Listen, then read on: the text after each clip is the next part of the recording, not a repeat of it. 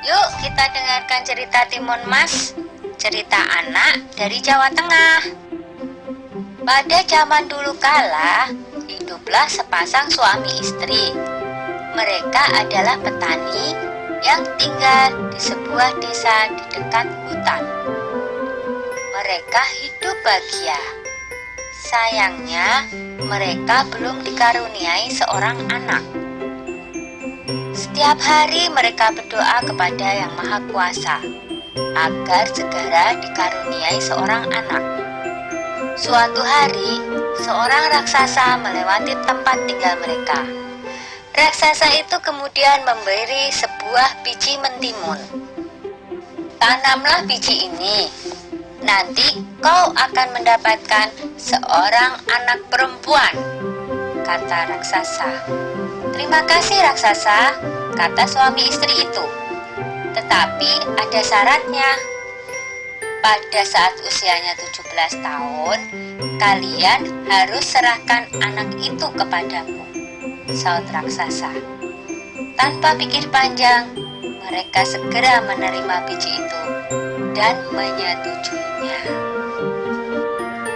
Suami istri itu kemudian menanam biji mentimun itu.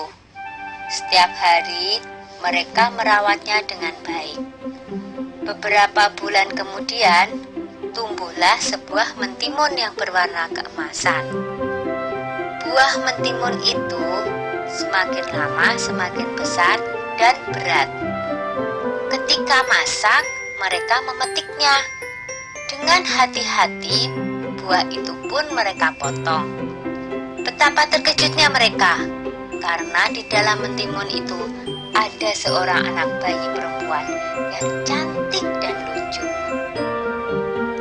Tahun demi tahun berlalu, Timun Mas tumbuh menjadi gadis yang cantik jelita.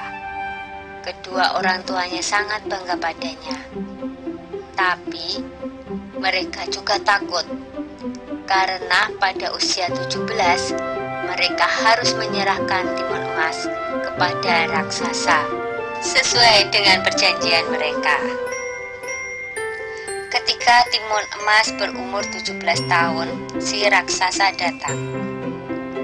Pak Tani berkata, "Tunggulah sebentar, Timun Emas sedang bermain. Istriku akan memanggilnya." Lalu ia segera menemui anaknya. "Anakku, ambillah ini," kata Pak Tani sambil menyerahkan sebuah kantong kain. "Ini akan menolongmu melawan si raksasa.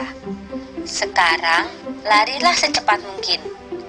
Timun Mas pun segera melarikan diri.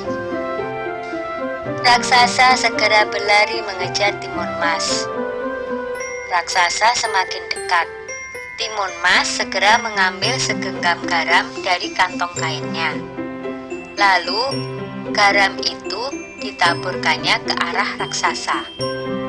Tiba-tiba muncullah sebuah laut di depan raksasa.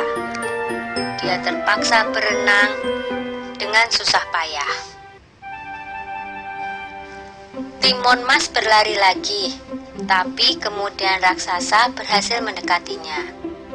Timun Mas kembali mengambil benda ajaib dari kantongnya dan dilemparkannya ke arah raksasa. Seketika muncullah pohon dengan ranting dan duri-duri tajam menghalangi si raksasa.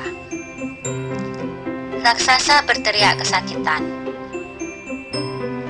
Tapi raksasa itu sungguh kuat dan terus mengejar Timun Mas.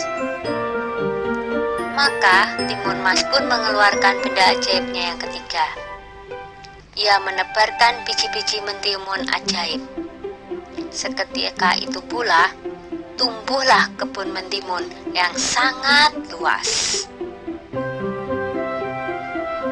Sampai akhirnya Timun Mas melemparkan benda ajaib terakhirnya, yaitu segenggam terasi udang yang berubah menjadi danau lumpur yang sangat luas.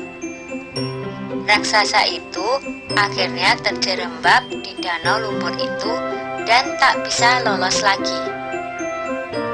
Timun Mas selamat dari kejaran raksasa. Timun Mas pun kembali ke rumah orang tuanya. Ayah dan ibunya sangat senang melihat Timun Mas berhasil selamat. Sejak saat itu, mereka hidup bahagia bersama-sama. Sudah dulu ya cerita Timun Masnya.